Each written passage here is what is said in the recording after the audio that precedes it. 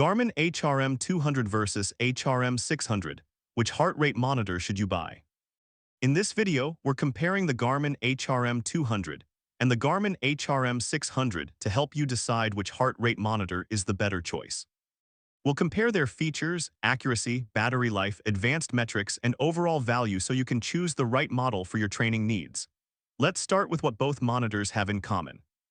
Both the HRM 200 and the HRM 600 use an ECG-based chest strap to deliver highly accurate heart rate and heart rate variability data. They connect to compatible Garmin watches, cycling computers, fitness equipment, and training apps using Bluetooth and ANT+, making them far more accurate than wrist-based heart rate sensors during high-intensity workouts. Now let's look at the Garmin HRM 200. The HRM 200 is Garmin's entry-level chest strap designed for athletes who simply want accurate heart rate tracking. It records heart rate and HRV, supports running, cycling, strength training, and other workouts, comes in 2 strap sizes, features a machine-washable strap, and offers up to 1 year of battery life using a replaceable battery. It's an excellent option for everyday training if accurate heart rate data is your main priority. Now let's talk about the Garmin HRM 600.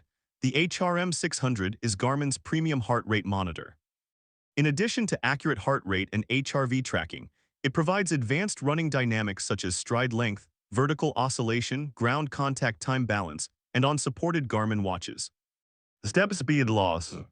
It can also record workouts without your watch, store heart rate data internally, transmit heart rate while swimming, provide indoor pace and distance during treadmill or indoor track sessions, and features a rechargeable battery with up to 2 months of typical use between charges. So which one is more accurate?